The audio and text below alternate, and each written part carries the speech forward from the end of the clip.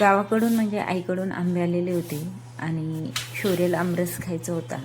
तर म्हटलं चला, आंबे पण इतके मोठमोठे साईजचे. हा आंबा म्हटला ना तर लंगडा आंबा आहे बघा. नाव ऐकून थोडं वेगळं वाटेल, पण रस आणि गर इतका सुंदर पडतो ना त्यामधला. तर चला कसा खायचा बघूया. मी तेवढे कांदे कट करतच होते तर शौर्य आला म्हणे मम्मी मी रस करू का. म्हटलं कर.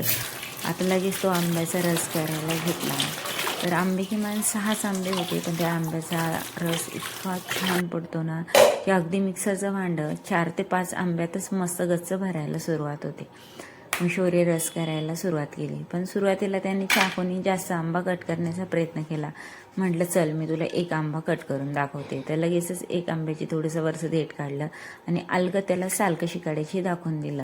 तर या पद्धतीनुसार त्याला दाखवल्यानंतर त्यांनी पण मस्त असं काढण्याचा प्रयत्न केला. तर बघा, त्याला पण साल काढायला अगदी सहज जमलं.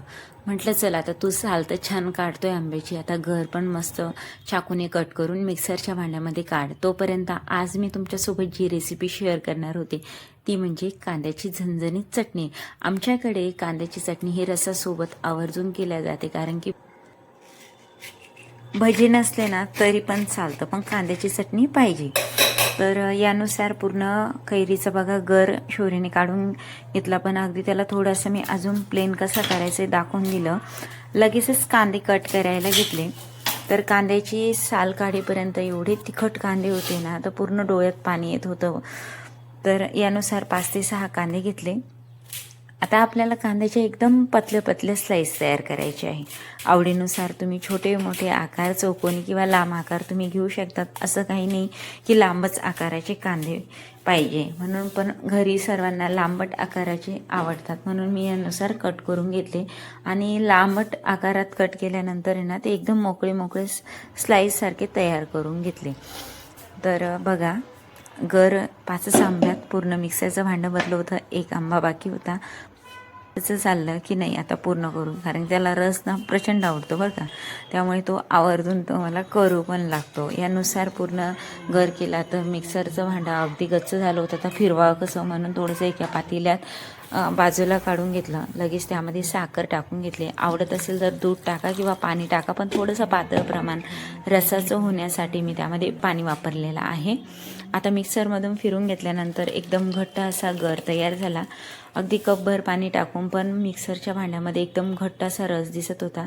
त्यामध्ये थोड्याशा स्लाईस ना मुलांना आवडतात म्हणून मी तसंच मिक्सरमध्ये ठेवत असते, म्हणजे खायच्या वेळेला त्यांना खूप आवडतात त्या. आता त्याला रस केल्याबरोबर प्यायचा पण होता. लगेच एका कपामध्ये घेतला, थोडंसं त्याच्या हाताने पिस्ता टाकून घेतला आणि प्यायला घेतला. मस्त कॅमेरामध्ये लाईक चाललेलं होतं, एकदम भारी झाला म्हणून सांगत होता. तर रस तर त्याने केला. लगेच आता चटणी करायची होती म्हणून 1 वाटी भरून शेंगदाणे घेतले.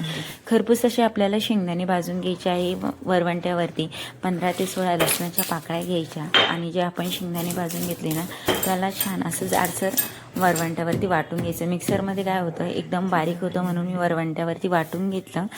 आणि मस्तपैकी आता फोडणीची तयारी करूया. आता थोडंसं कढईमध्ये तेल घेतलं, मोहरी जिरं घेऊन जो कांदा आहे ना तो पूर्णपणे टाकून घ्यायचा आहे. छान त्याच्यासाठी त्यामध्ये किंवा कढीपत्ता पण टाकायचा आणि तो पण छान कांद्यासोबत छान परतून घ्यायचा. यानुसार परतल्यानंतर थोडासा रंग बदलला की कांद्याचा तांबूस रंग आला की त्यामध्ये आपण जो शेंगदाण्याचा कूट आणि तिखटाचे प्रमाण टाकायचे. कमी जादा तिखट जे ते आपल्या आवडीनुसार असतं, पण रसासोबत ना तिखट भाजी छान असते ना चव अजूनच भारी लागते. थोडीशी कोथिंबीर, चवीनुसार मीठ घातलं आणि मस्त अशी कांद्याची चटणी झणझणीत तयार केली. एरवी जर तुम्हाला पोळीसोबत कांद्याची चटणी खायची असेल तर थोडं कमी तिखटाचं प्रमाण वापरलं ना तरी पण चालतं, पण रसासोबत जर कांद्याची चटणी करत असेल ना तर एकदम मस्त अशी तिखट केली पाहिजे, म्हणजे त्याची चव अजून भारी लागते. तर वरून अजून थोडीशी कोथिंबीर टाकली तर कांद्याची चटणी बघा किती मस्त तयार झाली ना. तर अशी चटणी तयार झाली की लगेचच त्यासोबत पापड आणि कुरडई हे रसासोबत आवर्जून सर्वांना पाहिजे. पण म्हटलं चला पुरी पण रसासोबत छान लागते तर आज पोळी आणि पुरी दोन्ही करूया म्हणून थोड्याशा पुऱ्या काढल्या. तर कुरडई पण मस्त छान अशी फुललेली सर्वांना रसासोबत आवडते. आमच्या इकडे कुरडई पापड जर असेल ना तर पोळीची बी गरज पडत नाही, एवढी रसासोबत कुरडई पापड आवडते.